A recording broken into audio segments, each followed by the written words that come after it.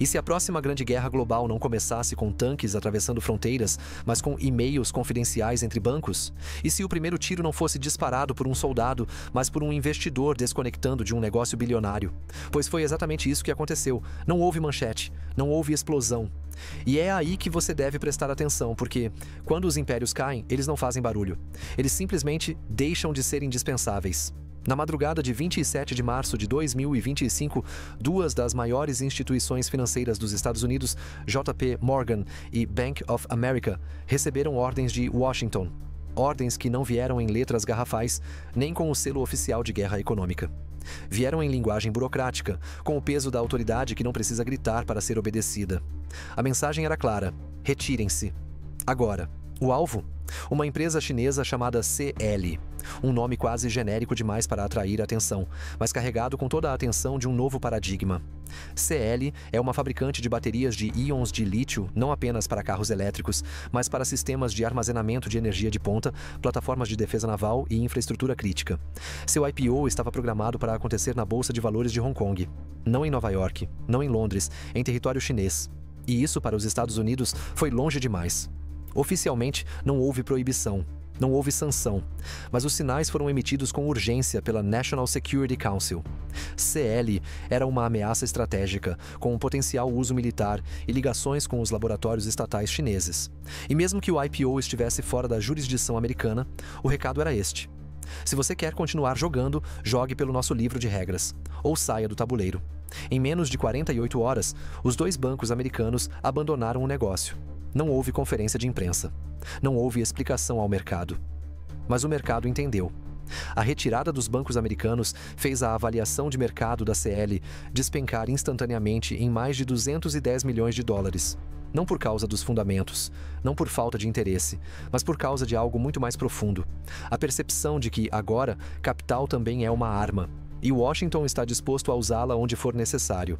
Foi um choque, mas não apenas para os chineses, foi um recado para o mundo inteiro. E a pergunta que surgiu entre investidores institucionais não foi: por que saíram? E sim, quem será o próximo? Porque quando o dinheiro deixa de seguir a lógica do lucro e começa a seguir a lógica da bandeira, tudo muda. A confiança, a previsibilidade, o próprio sentido do mercado global. A Casa Branca, ao que parece, acreditava estar fazendo um movimento, uma intervenção de precisão para conter o avanço da tecnologia militar chinesa. Mas a amputação foi mais profunda do que o esperado. E as hemorragias começaram a surgir onde menos se esperava. Nos próprios alicerces da credibilidade financeira americana. O termo cunhado pelos analistas da Georgetown Center for Security and Emerging Technology para descrever o episódio foi direto: dissuasão de capital extraterritorial. Uma nova doutrina não declarada, onde os Estados Unidos não precisam controlar uma bolsa de valores para impor sua vontade. Basta controlar os bancos que lá atuam. O que acontece quando os mercados internacionais passam a ver os bancos americanos não como intermediários neutros, mas como instrumentos da política externa de Washington? O que acontece quando o capital deixa de ser livre e começa a ser condicionado? Durante décadas, Wall Street vendeu ao mundo a imagem de um sistema financeiro global regido por meritocracia, eficiência e liberdade. Era o lugar onde bons negócios aconteciam independentemente da nacionalidade. Era o coração pulsante do capitalismo global. Agora, essa imagem está se desfazendo. A interferência no IPO da CL expôs mais do que um conflito entre dois países. Expôs uma fratura no pacto que sustentava a ordem financeira mundial. Porque Hong Kong, apesar de estar sob a influência crescente de Pequim, ainda era visto por muitos como território semi-balanceado. Um espaço híbrido, onde Ocidente e Oriente podiam negociar. Um lugar onde os interesses se cruzavam sem confrontos diretos. Mas com essa retirada, os Estados Unidos não apenas intervieram, eles reconheceram que esse espaço neutro não existe mais. E se nem Hong Kong está fora do alcance da pressão americana, então onde está? Os defensores da decisão em Washington aplaudiram o movimento como uma forma eficaz de contenção estratégica. Não vamos deixar nossos bancos financiarem o inimigo, disseram em off para a imprensa. Mas críticos dentro e fora dos Estados Unidos alertaram: esse tipo de ação tem custo. E não é apenas financeiro, é estrutural, é de confiança. Porque a mensagem que chegou a Berlim, a Tóquio, a São Paulo, a Riad, não foi só cuidado com a China. Foi cuidado com os Estados Unidos. Afinal, se o país mais influente do mundo começa a moldar a circulação de capital com base em conveniência política e paranoia estratégica, quem pode confiar que o seu investimento será respeitado amanhã? E enquanto analistas debatem, fundos reconsideram posições e empresas reavaliam onde abrir capital, Pequim faz algo muito mais perigoso do que protestar. Ela se cala. Imagine o seguinte cenário. Você acorda, prepara seu café, verifica as notícias e tudo parece normal. Mas nos bastidores, há algo acontecendo com o poder de afetar o preço do seu carro, o rendimento da sua aposentadoria e o custo do dinheiro no mundo inteiro. E isso tudo começou com uma empresa de baterias. Não é uma metáfora, é uma realidade. O nome da empresa é CL, um nome que você talvez nunca tenha ouvido. Mas se você dirige um carro elétrico, tem painéis solares em casa, ou apenas se preocupa com a conta de luz, você já depende do tipo de tecnologia que a CL fabrica. Baterias de íons de lítio. CL não era só mais uma fabricante de baterias. Ela é uma peça-chave em uma rede estratégica apoiada pelo governo chinês, conectada a programas de inovação tecnológica e com potencial aplicação militar. As mesmas células de energia que alimentam carros e casas também podem alimentar submarinos. Quando a CL anunciou seu IPO na Bolsa de Valores de Hong Kong, os mercados asiáticos reagiram com entusiasmo. Era uma operação bilionária, estimada em 5 bilhões de dólares. Havia confiança entre os investidores. E nos bastidores, duas gigantes americanas, JP Morgan e Bank of America, estavam entre os coordenadores da oferta. Parecia um negócio sólido, até que deixou de ser. No dia 27 de março de 2025, o Conselho de Segurança Nacional dos Estados Unidos classificou a CL como risco estratégico. Não porque ela estivesse violando alguma lei americana, mas porque o simples fato de estar crescendo já era visto como ameaça. Washington não esperou. Em menos de 48 horas, os dois bancos americanos abandonaram o negócio. A decisão foi rápida, quase invisível, mas o impacto foi devastador. CL perdeu 210 milhões de dólares em valor de mercado da noite para o dia. Não por incompetência, não por falência, mas porque os Estados Unidos mostraram que podem fechar portas, mesmo em mercados onde teoricamente não tem jurisdição. Pela primeira vez, vimos a imposição de poder financeiro extraterritorial como arma de dissuasão. O que está em jogo não é só o valor de uma ação, é a soberania do capital, é a liberdade de financiar, investir e crescer sem pedir bênção política. A expressão cunhada por analistas de Washington para descrever isso é direta e inquietante. Dissuasão de capital extraterritorial. Ou seja, se você é uma empresa e seu sucesso pode favorecer um país rival, prepare-se, porque o seu crescimento agora precisa ser aprovado pelo Pentágono, não apenas pelo mercado. Mas vamos trazer isso para mais perto de você. Imagine que você participa de um fundo de pensão, que seu dinheiro está alocado em mercados emergentes, em setores de tecnologia limpa, em companhias de alto desempenho. Você não pensa em política externa, você só quer que seu dinheiro renda. Mas e se de repente, por uma decisão estratégica de Washington, essas empresas passarem a ser bloqueadas, abandonadas ou excluídas de índices globais? O que acontece com sua aposentadoria? Ou pense no seu carro elétrico, ou na bateria portátil que você usa para trabalhar. Essas tecnologias dependem de cadeias de suprimento globais. Se bancos forem impedidos de financiar empresas-chave, os projetos diminuem, os custos sobem e a inovação desacelera.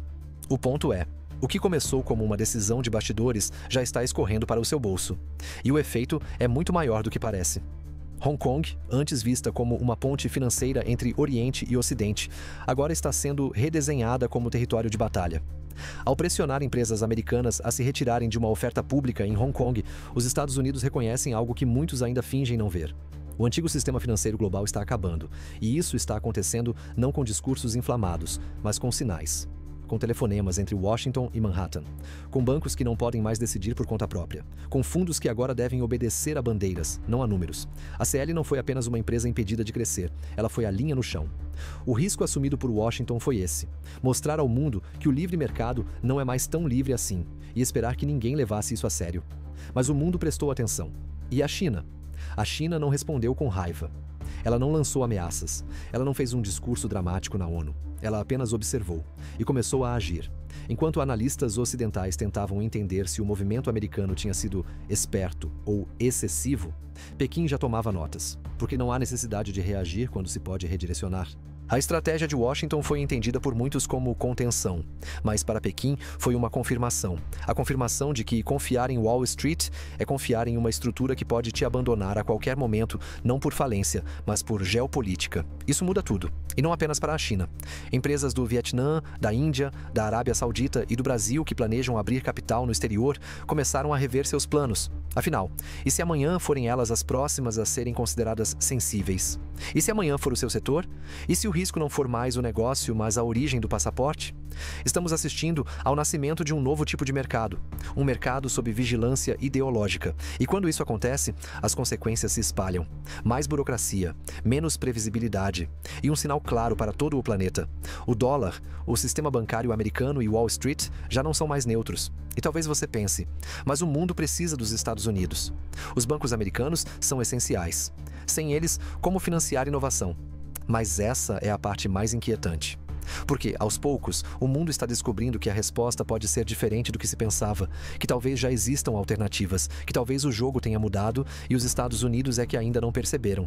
O recuo em Hong Kong não foi só um movimento tático, foi um divisor de águas, um momento onde o Império mostrou, sem querer, a fragilidade do seu próprio poder. E é aí que a China começa a construir algo novo sem alarde, mas com convicção. Você não precisa de um golpe para mudar a ordem, basta minar a confiança. E isso já começou. Você realmente acha que sabe quem manda no mundo? Eu tô falando de segredos, decisões de guerra, influência global, tudo que ninguém tem coragem de mostrar. Se você pensa por conta própria, esse conteúdo é para você. Clique no link do comentário fixado e veja agora antes que tirem do ar. O que você faria se a maior economia do mundo usasse seus bancos contra você? Se de um dia para o outro, seu acesso ao capital internacional fosse condicionado à política externa de outro país? A maioria dos governos protestaria. Convocaria embaixadores, faria discursos inflamados, mas a China não. Ela apenas começou a vender, sem manchetes, sem conferência, sem ameaça. A resposta ao boicote do IPO da CL veio. Enquanto o Ocidente debatia se a intervenção americana havia sido prudente ou precipitada, Pequim já havia iniciado o que seria lembrado como a maior liquidação de títulos americanos da última década. De acordo com os dados do Treasury International Capital, TIS, em apenas 3 meses, a China reduziu suas posições em ativos financeiros dos Estados Unidos em mais de 78,5 bilhões de dólares. Não houve explicação oficial, mas houve padrão. As vendas começaram pelas bordas, títulos do tesouro de curto prazo, depois dívida corporativa e, por fim, ativos de longo prazo, aqueles que sustentam a base da confiança no dólar. O movimento foi tão preciso, tão discreto, que muitos analistas só perceberam quando a curva de rendimentos começou a subir sem motivo inflacionário aparente. Mas por que isso importa para você? Porque essas vendas afetam diretamente os juros que o governo americano precisa pagar para se financiar.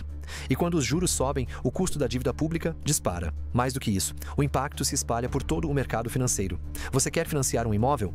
O seu juro sobe. Você quer investir na bolsa? A liquidez encolhe. Você tem uma reserva em dólar?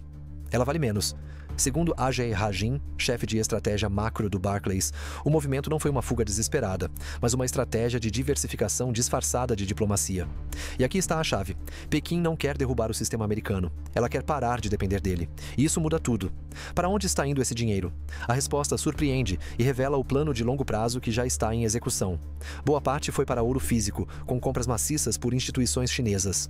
O volume transacionado na Bolsa de Ouro de Xangai bateu o recorde de 5 anos em março.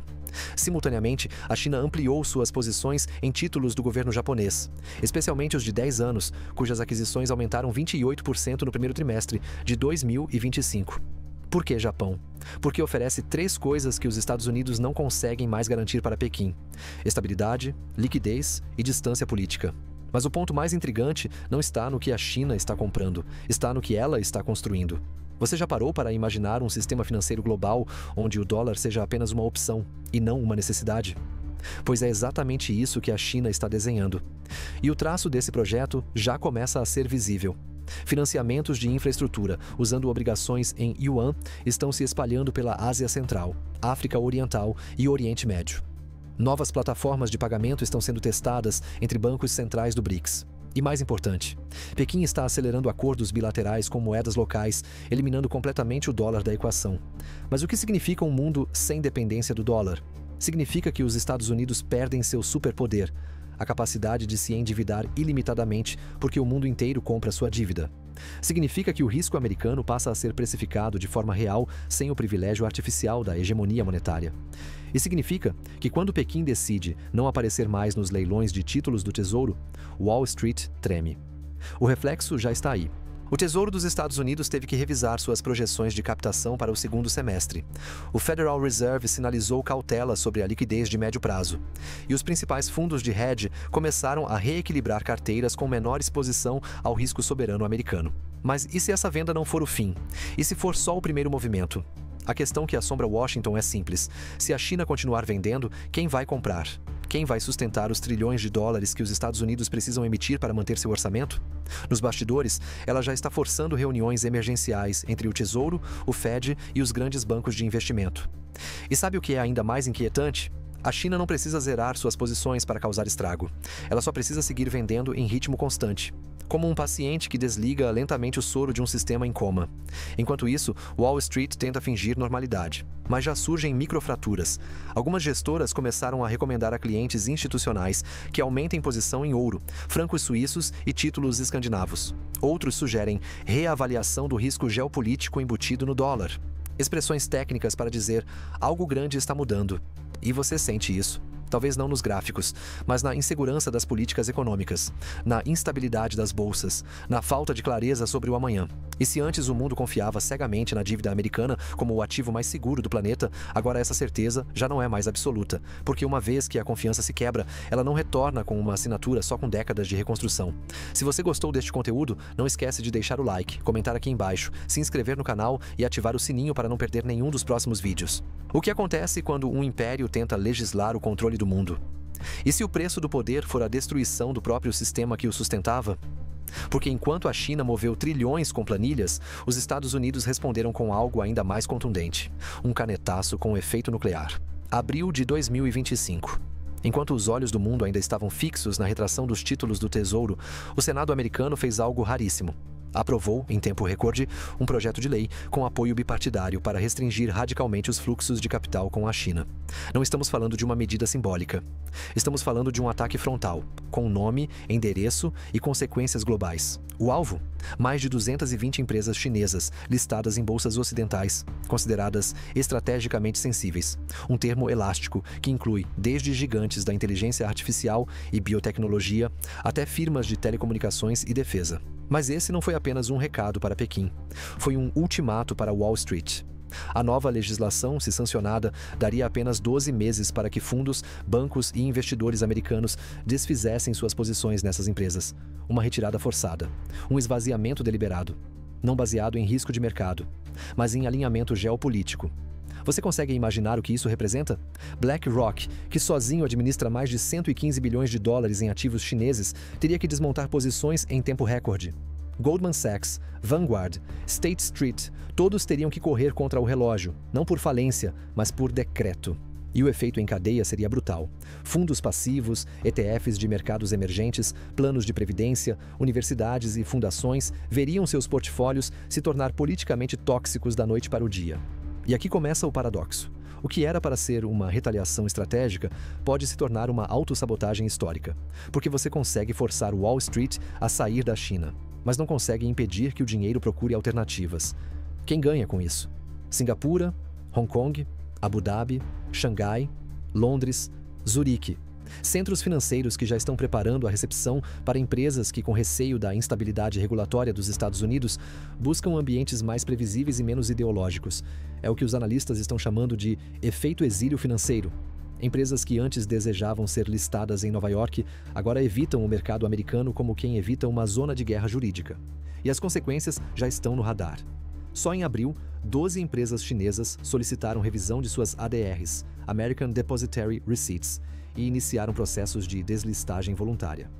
Não por pressão de Pequim, mas por medo do ambiente instável e arbitrário dos Estados Unidos. E isso é só o começo. Você já se perguntou como os ETFs funcionam? Esses fundos são os queridinhos do investidor comum. Baixas taxas, alta diversificação, exposição global. Mas há um detalhe. Eles não foram feitos para fazer escolhas políticas. Eles são projetados para seguir índices, como o MSCI Emerging Markets ou o FTSE Asia Pacific. Agora, com a nova legislação, gestores são forçados a tomar decisões geopolíticas, mesmo que isso vá contra a lógica da rentabilidade. E quando isso acontece, uma pergunta explode no ar. Como confiar em um sistema onde o investidor já não escolhe, com base em performance, mas em obediência ideológica? A erosão não está só nos números, está na alma do sistema. O que fazia de Wall Street o epicentro do capital global era a previsibilidade, a flexibilidade e a imparcialidade institucional. 3 pilares que agora estão sendo sacrificados em nome do controle. Mas talvez o ponto mais delicado seja este. Você não pode exigir do dinheiro que ele fique parado. Capital é fluido. E quando sente calor demais, ele se move. E neste momento, ele está se movendo para onde há menos interferência, menos barulho, menos risco político. A Bolsa de Xangai registrou um aumento de 37% em pedidos de IPOs internacionais no primeiro trimestre de 2025. Empresas da Malásia, Arábia Saudita, Indonésia, Egito e até Alemanha começaram a buscar listagens alternativas na Ásia. Não porque amem a China, mas porque temem os Estados Unidos. O que antes era uma vantagem competitiva se tornou um risco regulatório. O que antes era desejável, agora é evitado. E a ironia? Enquanto o Congresso americano votava para proteger seus interesses estratégicos, estava expulsando trilhões de dólares de sua própria influência financeira. Imagine um jogo de pôquer em que o jogador mais poderoso decide virar a mesa porque está perdendo. No curto prazo, pode parecer uma demonstração de força. No longo prazo, todos vão escolher outra mesa. E isso está acontecendo agora. As discussões dentro do próprio setor financeiro americano são tensas. Executivos alertam que a combinação de legislação punitiva e incerteza política está criando um vácuo de confiança. O temor é claro. Se a China hoje é o alvo, quem será o próximo? Índia? Emirados? Brasil? Se Wall Street não for mais confiável para investimentos neutros, o que resta? Você percebe o risco? O que o governo americano quer é cortar o combustível da máquina estratégica chinesa. Mas o que está fazendo é desidratar sua própria posição no leste asiático. Está afastando seus fundos, seus bancos, seus diplomatas econômicos e deixando o campo livre para outros jogadores. E a China sabe disso. É por isso que, em vez de responder com raiva, ela está apenas abrindo espaço. Espaço para que os mercados regionais absorvam o capital órfão. Espaço para que fundos árabes, asiáticos e africanos ganhem relevância. Espaço para que o próprio conceito de hegemonia financeira comece a ser relativizado. E nesse novo mundo, a pergunta muda. Não é mais: como os Estados Unidos vão conter a China? É: como os Estados Unidos vão manter sua centralidade em um sistema que eles mesmos estão fragmentando? Porque o que começou como proteção estratégica virou uma confissão involuntária. Confissão de que os Estados Unidos não confiam mais no mercado como um instrumento de domínio. E ao tentar controlar o capital pela força, estão empurrando esse capital para os braços da concorrência. E se o império não caísse por guerra, mas por substituição? E se o sistema que manteve a hegemonia americana por décadas simplesmente deixasse de ser necessário porque alguém construiu outro? Porque é isso que está acontecendo agora. Enquanto Washington tenta conter a China com decretos e sanções, Pequim não reage, ela antecipa. E sua resposta não está sendo escrita em editoriais, mas em linhas de código, centros de liquidação, fintechs e sistemas de clearing. Está sendo construída, mas com ambição suficiente para reconfigurar as engrenagens da ordem financeira global. Janeiro de 2025. Poucos perceberam, mas a Comissão Central de Finanças da China, um dos órgãos mais poderosos do Partido Comunista, aprovou um pacote de 423 bilhões de dólares para um projeto cuja descrição técnica esconde sua real magnitude: reforçar a infraestrutura financeira soberana de longo prazo. Tradução: construir um sistema alternativo que funcione independentemente de Wall Street. Isso inclui plataformas de liquidação, redes de pagamento interbancário, agências de classificação de risco nacionais, sistemas de crédito paralelos e moedas digitais com alcance global. E aqui entra o detalhe mais importante. A China não está tentando reformar o sistema americano. Ela está criando outro. Em março de 2025, a Shanghai International Board, o equivalente chinês ao Nasdaq, registrou um recorde histórico de 112 bilhões de dólares em novas listagens internacionais. E não foram apenas empresas chinesas. Nomes do Vietnã, Emirados Árabes, Arábia Saudita, Cazaquistão, Tailândia, Indonésia, todos escolheram Xangai ao invés de Nova York. Não porque a bolsa chinesa ofereça mais liberdade, mas porque ela oferece menos risco político. Hoje, para muitas empresas, a China é mais previsível que os Estados Unidos. Isso parece absurdo? Então, ouça isso. O sistema financeiro americano sempre se vendeu como o mais estável e transparente do mundo. Mas em 2025, 15 empresas estrangeiras com IPOs planejados nos Estados Unidos cancelaram ou adiaram suas ofertas, citando ambiente regulatório instável. Enquanto isso, a China está fazendo exatamente o contrário. Está eliminando obstáculos, agilizando processos e expulsando as agências de rating ocidentais de seu território. Moody's, Fitch e S&P, que por décadas detinham o monopólio da classificação de risco soberano, estão sendo substituídas por agências nacionais, criadas sob supervisão da China Securities Regulatory Commission. O plano é claro. Até 2026, essas agências deverão assumir 100% das avaliações de risco de títulos domésticos e internacionais emitidos na China. Você entende o que isso significa? Significa que uma empresa da Malásia, por exemplo, poderá emitir um título de dívida em Xangai, ser avaliada por uma agência chinesa, receber fundos de um banco saudita, tudo isso sem passar uma única vez por uma instituição ocidental. O dólar não aparece. A SEC não é consultada. A NUSE nem sabe que o negócio existiu. Este é o novo sistema informação, e ele é funcional. Ele anda, ele cresce. E o motor desse crescimento é uma lógica simples: segurança jurídica para quem quer fugir da guerra financeira. Mas não pense que isso está restrito a empresas. Os governos estão entrando na dança. Em fevereiro, a Arábia Saudita emitiu um título de 4 bilhões de dólares totalmente precificado em yuan. Foi a primeira vez na história que um país fora da Ásia financiou dívida soberana sem passar pelo dólar ou euro. O mais surpreendente? A oferta foi 4 vezes sobrescrita. Investidores de Brasil, Índia, Egito e Turquia correram para entrar. E o que isso mostra? Mostra que não é preciso quebrar o sistema americano para substituí-lo. Basta funcionar melhor que ele em momentos críticos. E hoje, para muitos países, Wall Street não oferece mais previsibilidade, oferece riscos. Sanções, delistagens, bloqueios, instabilidade regulatória. Enquanto isso, a China oferece estabilidade estratégica. Você pode não gostar de Pequim, disse Daniel H. Rosen, do Rhodium Group. Mas se você quiser levantar capital sem se preocupar com a geopolítica, vá para Xangai. Isso é o que realmente está mudando. O capital não quer mais ideologia, quer fluxo, e a China entendeu isso primeiro. E mais, ela não está sozinha. Soberanos do Golfo, bancos asiáticos, fundos africanos e instituições latino-americanas estão contribuindo com a criação dessa rede. Não por afinidade política, mas por interesse sistêmico. Porque o mundo inteiro percebeu uma verdade incômoda. Se você depender demais de Wall Street, pode ser desligado a qualquer momento. Agora, observe a ironia. Enquanto Washington tenta congelar a expansão chinesa, as medidas tomadas têm exatamente o efeito contrário. Elas aceleram a transição. Elas empurram as empresas para fora. Elas forçam os países a buscar alternativas. O que era uma escolha, agora é uma necessidade. E o que era uma hipótese, agora é um plano de ação.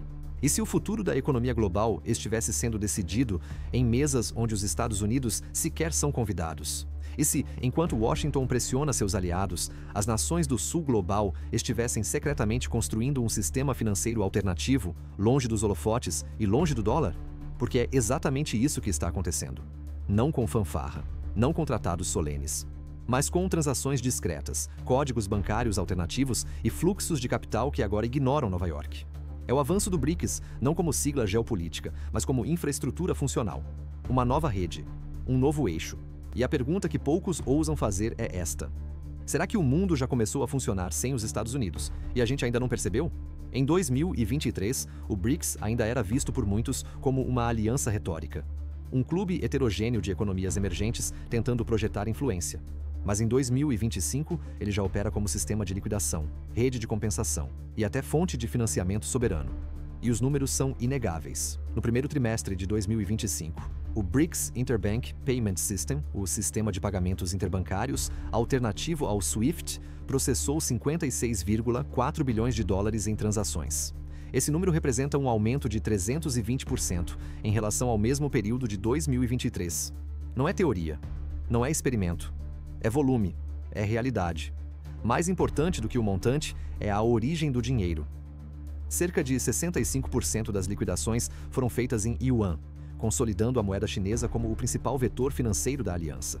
O rublo e a rúpia aparecem na sequência. Mas o dólar nem entra na sala. E por que isso importa?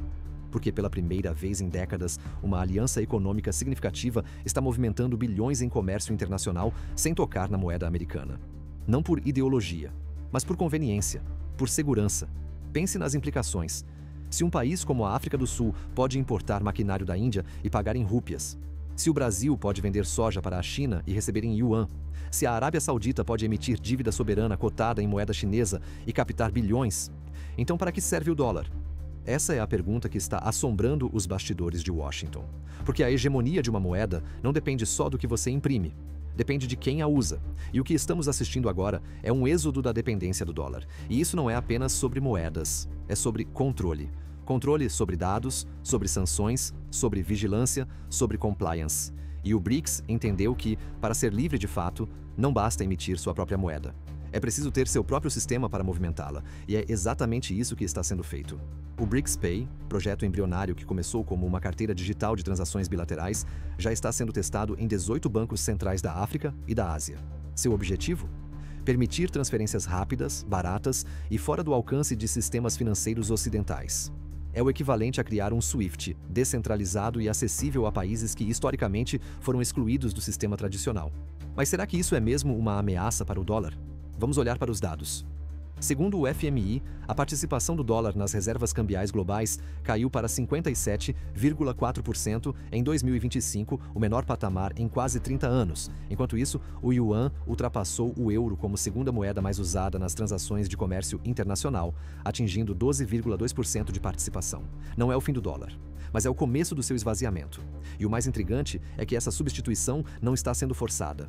Ela está sendo desejada, porque para muitos países, continuar usando o dólar significa se submeter à jurisdição americana. Significa aceitar o risco de sanções unilaterais. Significa abrir os livros contábeis ao Tesouro dos Estados Unidos. Significa ter que escolher entre sua soberania e sua liquidez. E quando essa escolha se torna insustentável, a saída natural é construir um sistema próprio. Foi assim que nasceu o BRICS financeiro. Quer um exemplo que ninguém viu chegar? Abril de 2025. A Arábia Saudita emite 4 bilhões em títulos de dívida pública, denominados em yuan, sem Wall Street, sem dólar. E o mais impressionante, a oferta foi 4 vezes sobrescrita. Compradores de Índia, Brasil, Egito e Indonésia disputaram cada tranche.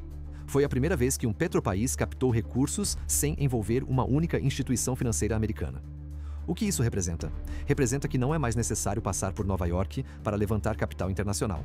Representa que Wall Street não é mais o único palco para o dinheiro global. E representa que o BRICS não é mais um discurso. É uma alternativa funcional cada vez mais usada. E isso cria uma nova lógica. Se antes o acesso ao capital passava por um funil, agora há rotas paralelas. E quanto mais elas forem usadas, mais o sistema antigo perde força. Não por desuso, mas por desinteresse.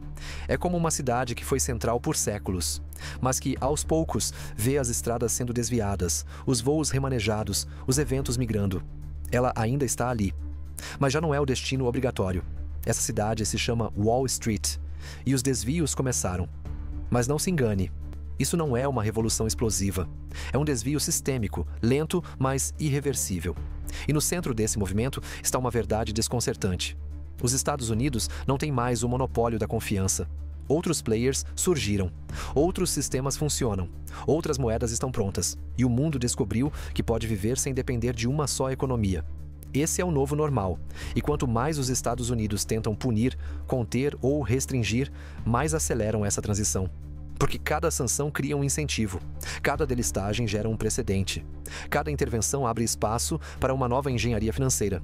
E o BRICS está aproveitando cada brecha, com diplomacia, com tecnologia, com liquidez. Porque enquanto Washington grita, o resto do mundo se reorganiza. E talvez esse seja o detalhe mais simbólico de todos. Não há guerra, não há ruptura, não há revolução declarada. Há apenas uma nova realidade sendo aceita e replicada. E se o maior erro de um império fosse acreditar que ainda havia plateia? E se o colapso não viesse como uma batalha, mas como uma ausência de perguntas? E se a queda fosse tão discreta que o império continuasse discursando sozinho? Esse é o ponto onde estamos. O império não caiu. Ele apenas não foi mais chamado para a próxima reunião. O mundo seguiu. E o mais doloroso, seguiu bem. Abril de 2025. Tóquio. Na sala fechada de um encontro técnico do G7 expandido, os sinais foram dados sem raiva, sem manchete e sem drama. Japão, França e Alemanha propuseram formalmente aquilo que, por décadas, era visto como traição geopolítica. É recomendável ampliar os instrumentos de liquidação comercial em múltiplas moedas para mitigar riscos sistêmicos de dependência. Palavras suaves. Mas como toda mudança estrutural, começa assim, com linguagem contida, mas intenção irreversível. A Alemanha já não vê problema em usar o yuan para compras agrícolas. A Índia faz seu maior contrato de grãos em rúpias. O Brasil embarca petróleo em moedas locais. O dólar ainda é forte. Mas pela primeira vez em gerações, ele não é inevitável. E quando a inevitabilidade acaba, o império entra em declínio, mesmo que ninguém declare isso em voz alta. Você percebe a ironia? O poder americano não está sendo desafiado por uma guerra, mas por uma alternativa. E o sistema que sustentava sua influência global não está sendo derrubado, está sendo substituído. Funcionando. Aos poucos. Por escolhas cotidianas de empresas, países e investidores que simplesmente optaram por outro caminho. E nesse novo caminho, Wall Street já não é o único centro. O Tesouro Americano já não é a única âncora. E a política externa dos Estados Unidos já não é a principal preocupação do investidor global. Esse é o verdadeiro fim da hegemonia. Não quando você perde o trono, mas quando o trono já não dita mais as regras. Mas há algo ainda mais profundo nisso tudo. O Império Americano não está ruindo porque perdeu força militar, nem porque foi derrotado em combate. Está ruindo porque perdeu sua funcionalidade central. Ser o sistema que todos usavam porque não havia outro. Agora há. E ele já está rodando. E não precisa de aprovação americana, nem de diplomacia, nem de reconhecimento. Você não derruba um império com mísseis. Você o enfraquece, tornando-o irrelevante. E a irrelevância é o silêncio que se instala quando o mundo deixa de pedir permissão. É isso que estamos vendo. E você sente isso, mesmo sem perceber. Nos juros altos que não descem, na volatilidade dos mercados, na insegurança fiscal, na inflação estrutural, na pressão sobre o Fed, na dúvida de quem, afinal, vai comprar a próxima rodada de Treasuries. Porque se a China não quer mais, se a Arábia Saudita está emitindo em yuan, se o BRICS está rodando seus próprios pagamentos, quem ainda sustentará o castelo? Talvez ninguém. Talvez não precise mais haver castelo. Não há bomba. Não há revolução. Só há substituição. E a substituição é mais poderosa do que a rebelião, porque ela não precisa vencer. Ela só precisa funcionar. O mundo está funcionando sem o comando direto de Washington. E está indo bem. Talvez até melhor. Se essa série te fez pensar diferente, se ela te deu uma nova lente para entender o que está realmente acontecendo nos bastidores da economia global, então te convido a se juntar a nós. Curta esse vídeo, porque isso mostra ao algoritmo que esse tipo de conteúdo merece ser espalhado. Comenta aqui embaixo. Qual ponto mais te impactou? Você acredita que o dólar ainda é o centro ou já estamos em outro jogo? E principalmente, se inscreve no canal. Obrigada e nos vemos no próximo vídeo. Até lá. Agora que esse documentário chegou ao fim, isso é para você. Segura aí, só um segundo. Você deve conferir o que preparamos em primeira mão para você. Eu tô falando de decisões escondidas, guerras silenciosas, acordos que moldam o planeta e que ninguém ousa revelar. Eu reuni tudo numa coleção de e-books intensos. Biografias proibidas, histórias que não passam nem perto das plataformas comuns. Bastidores reais, leitura crua, sem cortes. Se você questiona, se você não segue a manada, esse material foi feito para você. Corre no link do comentário fixado. Vê agora, antes que sumam com isso do mapa. Porque sim, isso mexe com gente poderosa.